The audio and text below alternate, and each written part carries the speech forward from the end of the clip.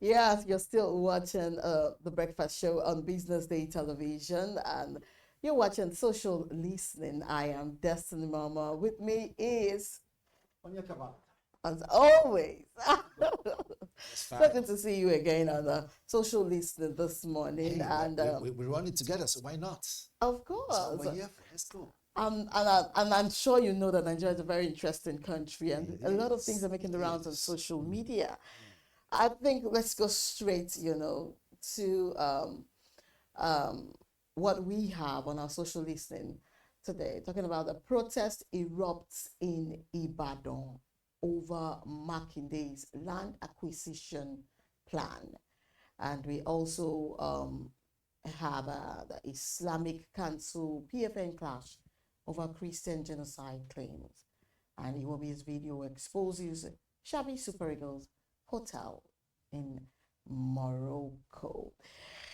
You're still watching social listening on the BDTV breakfast show, where we track trending online event on social media. Now let's begin with Ibadan, where hundreds of residents have taken to the streets to protest against what they call Governor Sheyi Makinde's new land grabbing attempt. The protesters, including members of the African Action Congress, say the government wants to take an extra 500 meters of land along both sides of the Ibadan Circular Road corridor, on top of the 150 meters already taken. They accuse the governor of hiding behind the road expansion project to seize more land and even sell to political allies. And many residents claim their homes and farmlands are already marked for demolition, saying the expansion will displace hundreds of families. Can you beat that, Valentine? So, again, it is sad to see that we can only hear the yearnings of those who are what we call the impetus to be able to come to the foreground to talk about it. What about those who don't have someone to speak for them? Exactly. What about those who have been victims of circumstances such a way that they travel, they come back, and there's no home to come back to? Yeah. What happens to them? What am I trying to say is, it is, it beats the idea of government in continuum. True. When you see things like this happening, When you see you things like this expect happening, the surely. government to always protect you Yeah. from outside infiltration. You expect the government to say, look, we have given you this land. We have given you all the documents that this land, right, shows that the entitlement or the deeds. title Yeah. has moved from them to you, Yeah. making you the owner of it. Just probably pay your land use. If they pay Exactly. land use, that's it, I don't know. However, as an individual, whether you are an indigenous of that state or maybe you settle in that state, you have property there. You are not only contributing to the development of that state, you are also adding to the growth and the GDP of that state. And of course, you are paying your tax. True.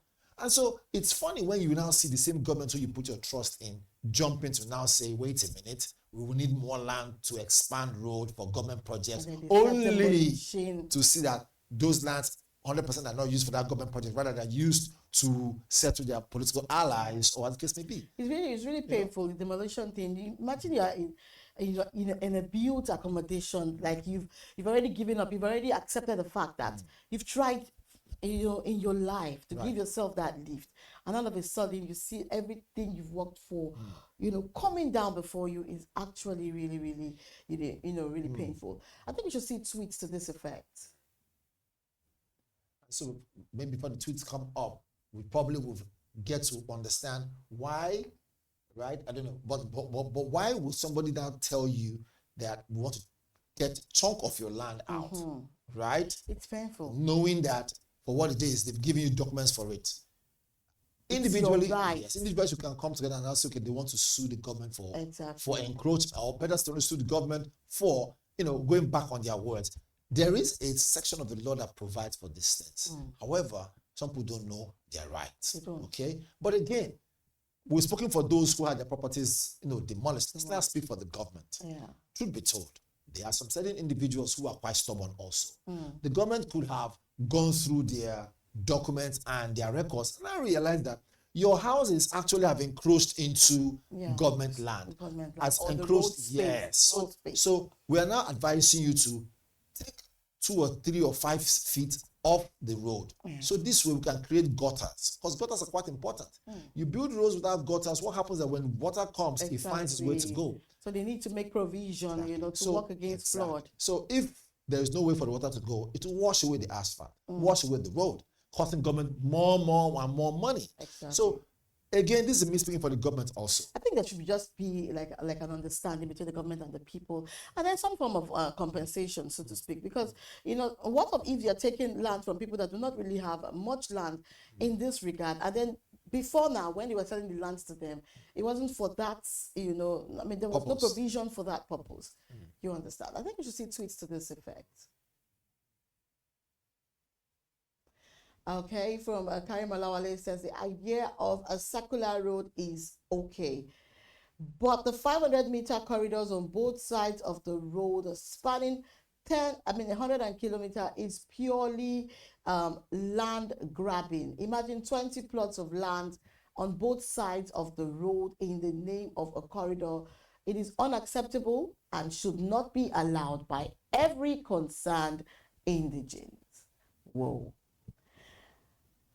And then Max said 500 meters right of way instead of the standard 90 by 60 meters. What's she going to do with the rest of the land? You don't tender people, or you don't render people homeless because of your personal overambition. There are many retirees among the landlords. Yeah, where does he want them to start over? And then indeed from Ewapele Omogiwa says that the same land that was acquired in 2005, an additional part was acquired in 2017 under Ajimobi. But people are calling for GSM head because he's implementing the Ibadan master plan for a greater city. Lagos wasn't built for this kind of emotional reactions. In talking about reaction, we probably react to that tweet very quickly. The guy that tweet or contribution, the guy that dropped that, whether it's a human being or a boss, we don't know who is behind that account, but whatever it is. See, it is no news that when land or a land is being sold to you and you have proper documentation, right? Whether it is the government of 500 years ago or a government of today, government is the document, documents will be to protect you. Exactly. So when you talk about Lagos is making Lagos City is trying to make Lagos a better city, so because people's properties must go. I don't justify. It's not justifiable. Exactly, I agree. The Tinubu campaign said that this is not land grabbing, but good road network in Oyo State that brings more development to the communities and its environment. So if I was add to this, as a matter of fact, development and change is not really, easy to accept. Right. In the era of, development happening in Lagos, the demolitions going on and on, the only ones that are acceptable are the ones that are meant for development. Like, for instance, people building on like drainage patterns are also, where there's supposed to be drainage or where there's supposed to be electricity, going underneath and all of that one. All those ones are actually not good enough, because that's why it is said that if you are trying to get the land, make proper research, know what you're going into. So at the end of the day, it doesn't become like a story that touches the heart and all of that one. So, okay, moving on to our next conversation. Here says, now to Abuja, a heated exchange has erupted between the Nigerian Supreme Council for Islamic Affairs and the Pentecostal Fellowship of Nigeria over allegations of a Christian genocide. The NSCIA dismissed the claim as false and politically motivated, accusing Western politicians of actually using Nigeria's crisis to stir instability. But PFN President Bishop Wale insists Christians are being deliberately targeted, citing killings in Plateau, Benue, and even Southern Kaduna. He said the patience of the church is being stretched and urged President Tinubu to cooperate with the U.S. to fight radical groups like Boko Haram and ISWAP. The back and forth between both groups is still heating up, with neither side showing signs of backing down anytime soon. Whoa. Again, this is actually very painful to hear, very painful to see. And because maybe because we are in the Southwest, and even if these things still happen silently around here, it's more in the North, especially in the Plateau, in the Middle Belt, and in all of the troubled northern states. These things happen very freely. We just get to hear like maybe a tip of the iceberg of these events. It's actually worrisome, and then making it look like it took, Trump, making threats over this, for these things to be taken into consideration. It's actually very, very painful. I mean, it is what it is. When we have this kind of international, highlights, in other words, when there are global concerns about domestic affairs, it will most definitely put everybody on their feet. And some people might look for who to blame. And this idea of blame game can have institutions or have organizations face each other. True. Like what we're seeing right now, you have these other guys complaining and saying, no, it's a false alarm, false claim, there are no genocides.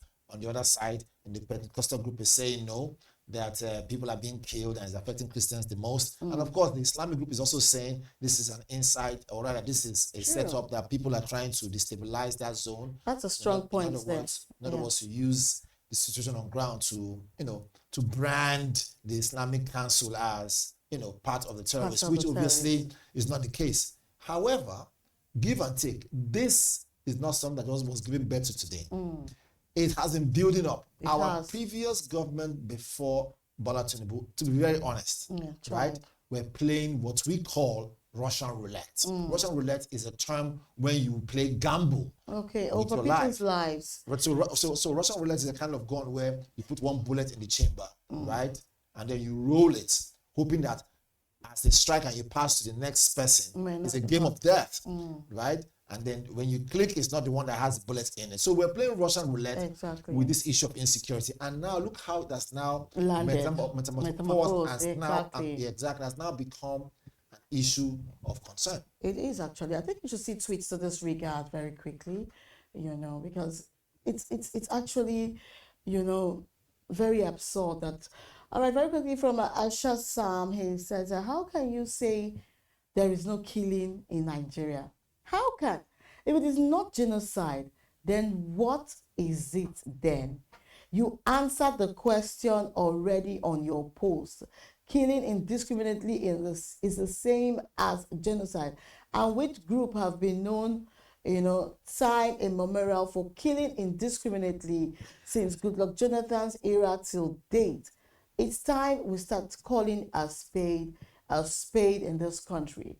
When we start doing that, it will get better in this country. So I think Asha Sam is a bit derailed here. Yeah. No one is saying there are no killings in this country. He or she is. No, I don't think this person is in terms with, or rather in flow. What's going on? Just a little bit misunderstood. Yes, exactly. Everything said, but at the same time, he was trying to still pour out his own growls over the matter. Okay, now Pro says, who is having a clash with the Muslim community? No one. This is pure genocide. And then from Kashami says, the truth about the genocide against Nigerian Christians will not be silenced by lies and propaganda. You're talking about this. The propaganda over this matter is just getting enormous. A lot of people want to, cancel the fact that these things are actually happening and standing their ground. There's one Muslim woman I saw on social media actually speaking on this matter. She was so passionate about it, trying to, make it look like Christians do not know what they are saying. And, but at the same time, she was still actually trying to downplay the whole religious crisis that might be looming as a result of this. I would pray that it doesn't turn out that way. Now, the African must have said anybody denying the Christian genocide in Nigeria is a terrorist, and any organization doing same is a terrorist organization. It says that your time is up and Nigeria must not be Islamized at all. Now, away from those tweets, we'll move over to next discussion on the Do you know what I think about the tweet? Go ahead. I will tell you very quickly. we have people behind that tweet who are not real human beings. Okay. Because, I mean, if you are misguided with that kind of information, say you are misguided, you don't understand it, then you coming online to say that kind of thing. Look, people don't understand the intricacies and the meaning of what they put out there. Look, when you put out something on social media, it is your opinion. It's going to be there for a long time. True. And those opinions will be seen as a way to carve out narrative from the eyes of the outside world, which one Nigerians need to be very, very careful. This is our future moving forward. It is. And because our future, people should know that whatever we say, because of emotions, the international world will draw their conclusion with. Exactly. Now, let's be very, very careful. If anything happens right now, the international world will not lose. It is us that will lose. This is our nation. As much as there are killings, and we condemn those killings, we should tread with caution. Yeah. This is what I'm heading to. My worry is if America can bring people to actually, do a lot of research on this genocide issue and they're getting results, what stops the Nigerian government from doing this? Don't you think the Nigerian government should learn a lot from this thing that has just happened? And then try as much as possible to accept that these killings are real and stop the killings. It is very pathetic and very, very appalling when you are you're watching these videos. It is not a sight to behold at all.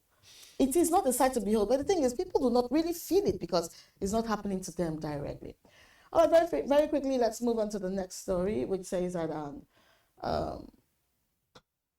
okay, over to Morocco. Super Eagles midfielder Alex Iwobi has shared a video actually showing what he called the poor condition of the team's hotel ahead of their World Cup playoff match against Gabon. The clip, which has gone viral, shows rundown surroundings in Rabat, sparking reactions from fans who say Nigerian players deserve better. Reports say this isn't the first time Nigerian athletes have complained about lodging. Earlier this year, Super Falcons captain Rasheedat Ajibade raised similar concerns during Women's AFCON in Morocco.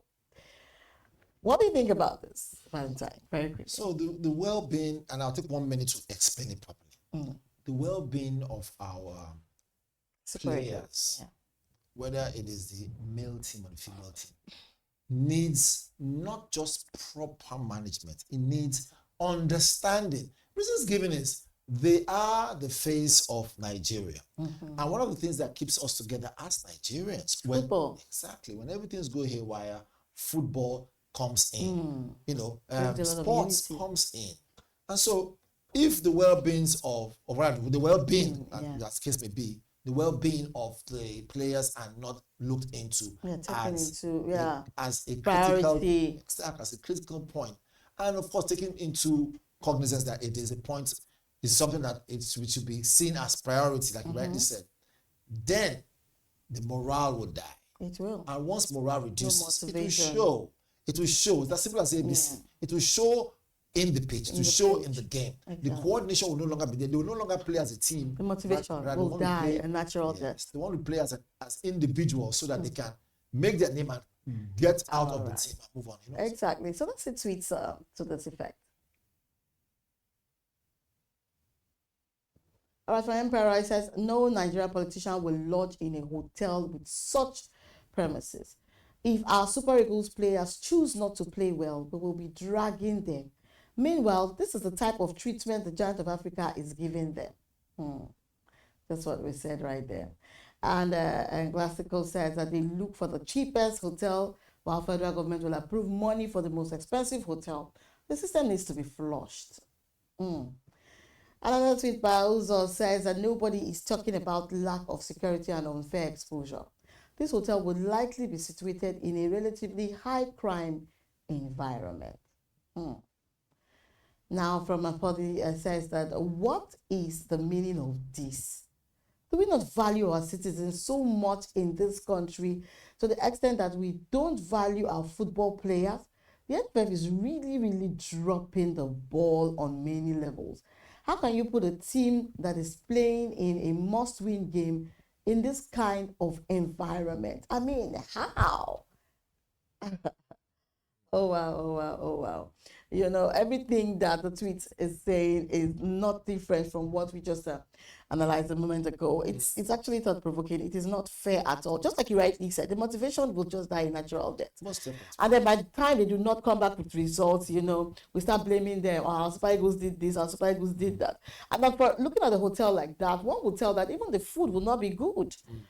It will not be, you know, well prepared. It will not have a value for, you know, the money that they would have claimed they used, you know, to secure that kind of place. I think moving forward, they should do better. For every sporting game, whether it is football or general, you know, track and field, the psyche must be gotten right. You Very see, important. it is what the brain thinks is what the body gets to do. So if the psyche is not okay, is an issue, no matter how much you try to push them to get the work done, if they remember that they're going back to their place of abode that is not, you know, conducive, they don't have the right food, they don't, you know, those areas that are key to their development based on delivery is not in place, it will show. It will show. It will show. But if you see politicians lodging in hotels, they take the best spots. This is the part I think which the public needs to even know. Look, as much as we now have EFCC going after politicians, going after those who they've entrusted money based on contracts and other areas, can we also see EFCC, right, turning their compass towards the NFF? Can we also see EFCC? Not just the NFF, parastatals that, No, since this one has hit mainstream media, that's mean to say, wait a minute, NFF, can we see how much you were giving last time? Can we see the receipts of the hotels that you got for them? Can we see everything you bought? Can we run a proper audit of how you spent the money? I mean, why would they do this? You know, to people that will actually play, comfortability would do a whole lot. Imagine keeping them in a very posh place, in a very comfortable hotel, in a place that will wow them. Imagine the performance that will emanate from such. Also, we don't want to spoil them. Remember this. You see, when you spoil them, what happens is that they now think give and take whether or not we deliver, because there's a flip side to this now. Whether or not we deliver on the pitch, we will still get their professional treatment. We must be able to strike it at the middle, saying, look, we'll make it comfortable, but deliver above our expectation. Otherwise, those extra, you know, things that come with it, benefits, will be cut down. There's no excuse on where they lodge these people. But however, they have more comfortable homes. Don't forget that.